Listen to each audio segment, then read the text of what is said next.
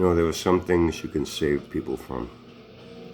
Burning building, pull them out of a bad car wreck, push them out of the way of a bus or a train. But they say the one thing you can't do is save someone from themselves. You know? For example, alcoholic, drug addict, they're on a path of self-destruction that could lead to death, imprisonment. And unless they really want to seek help, they'll never change. You can force someone to go to detox. I've known people, believe me, I've had friends throughout my life involved in things. You know, they go to detox because if they don't, their boss is going to fire them. Their wife's going to leave them. For every other outside reason of a threat. And they ended up going right back to it. You know, to come out of the detox, in a lot of their cases, the very same night, they're at a bar drinking. They're out buying a bag of Coke. You know, it's a very common tale. They have to really want it. And fortunately, I've known others that wanted it bad enough, and man, did they turn their life around. You know, cannot describe how much better their life got. They were now able to have a good marriage. They were able to hold a good job. They were able to have good relationships with their children and family and friends. Because they wanted that life, and they knew that the alcohol and the drugs was preventing them from having it. The person needs to want to change. You know, you cannot save them from themselves. They need to want it themselves.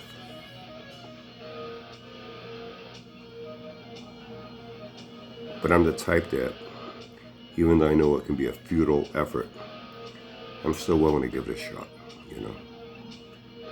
You know, Java has received a lot of useful advice.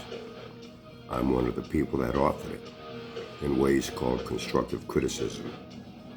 That led to a point where I just said, you know what? Now I'll have some fun with his fat ass. Because he obviously refuses to listen to anybody. I didn't take it personal. He doesn't listen to anyone. All the way down the line, he's been, you know, begging for help. Simple things like putting in a fucking distributor, you know what I mean? How to get your valves to stop clacking. How to get your lifters to stop clacking.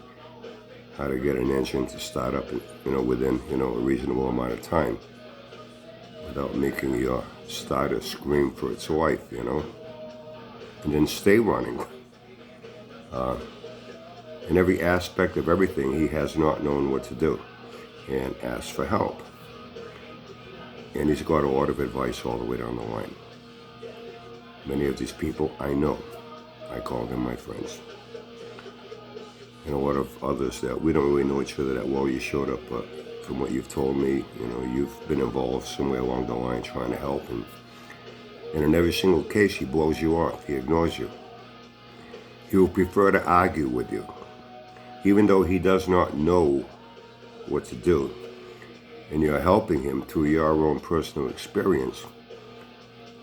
He'll want to argue. Oh, but somebody told me this. Oh, but somebody told me that. And that tells you right then and there, he's actually been insulting you. You're like, you're asking for help, I'm helping you, but you don't want to listen to a word I'm saying. You want to tell me about what he said, or what she said, or what they said. And now you're bringing all this convoluted mess into something.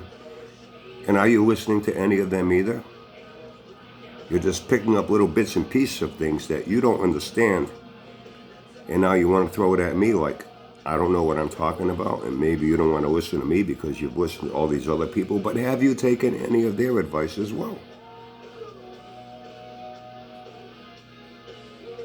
That's your routine. And then you sit back and play a victim role. When you do start doing things, you're so caught up in your own mess you created, not really listening to any one individual, just bits and pieces of what you wanted to hear. And what you wanted to hear were insignificant things that you should have paid more attention to, the things you should have listened to, that they were telling you. And then you fuck it up. And then you come back and start pointing a finger of blame. Well, I messed it up because this guy told me that. She told me that. They told me this. And you create the chaos. Then you get aggravated. You blame people. And when people pull you up on it, you go off your nut on mental meltdowns and start attacking people, you know. I admit, I love having fun with your sorry ass, and I'll probably continue to do it, you know, letting you know up front. But I'll give it one more stab. I'm trying to give you some helpful advice that maybe could make a major change and improvement in your life, you know. It's obvious you're not a mechanic. It's obvious you're not a body man and auto restorer. It's obvious. It cannot be denied. Okay? So I thought maybe there's another career path you could take that you could be successful at. And go to work every day with a sense of pride, knowing you were doing something for society that was very useful. And people would look up to you and respect you. Because obviously, you need attention. You want people to respect you and look up to you. So I have an idea. Only a suggestion. I'd like you to consider it. You might want to consider seeking a career as a price checker in a dollar store. Okay? I think you could handle it. All you have to do is sit at a customer service counter and sit there. And when someone walks up to you with an item in the store and says, "Excuse me, how much is this?" Because I guess they didn't realize when they walked in, they didn't see the sign dollar store, didn't realize that everything in there is $1, therefore there's no need to put a price on every item in the store.